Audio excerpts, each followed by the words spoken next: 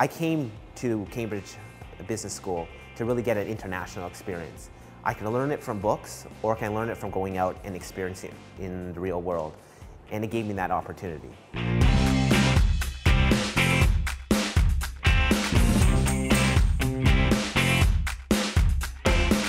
Our project was located in United Arab Emirates. We were predominantly in Sharjah. Based in India, working for a client called Unitas Capital. My client was Standard Chartered Bank.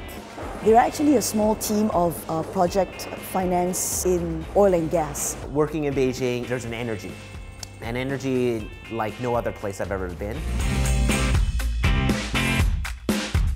I was the only one who actually had no experience in the scope of the project. It was something, I guess, outside my comfort zone. Probably Julie's inexperience actually came out to be an advantage because there were lots of questions which we would not have asked.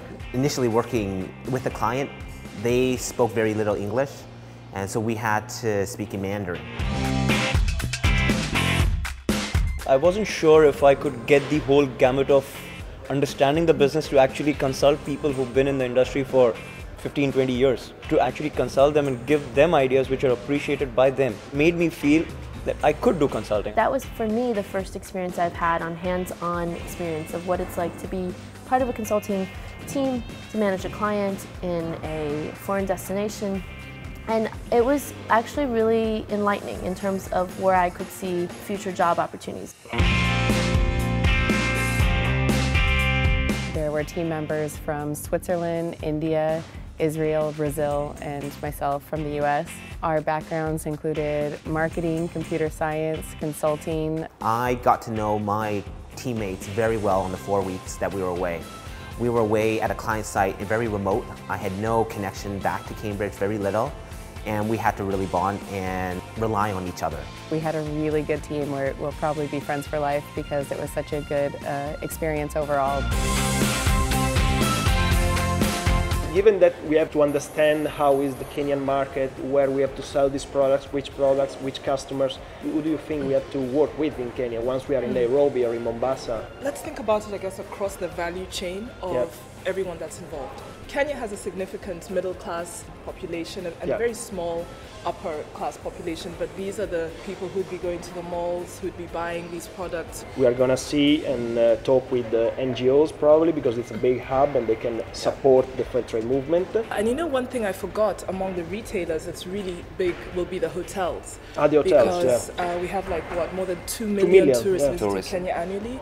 Yeah, especially because the tourists that go to Kenya, to the coast, are mainly from Europe, England, Germany, places where fair trade is already quite strong. I look at the map, it was quite far from the city center. How did you get there? Like by taxi? Or? No, we decided to go by matatus. A matatu? Yeah, the matatus are basically the small buses, kind of school buses. People start kind of dancing and singing inside, and so that was quite an experience over there. Okay, I like them. Our team took good advantage of our free time and went and saw different parts of India and traveled around a lot. And what was very impactful was at the end, the CEO summarized a lot of what we had said, and actually right then and there made some organizational implementation changes given in our recommendations. Macquarie also gave us a lot of trust, so they allowed us to, go out of the bank and basically speak to their clients, the service providers. If they do go ahead and implement this recommendation, it would mean a very significant strategic decision for the whole bank. And all of a sudden we had a lot of aha moments. We're sitting with the clients and we realized that's the way we're going, and all of a sudden the rest of the project all came together.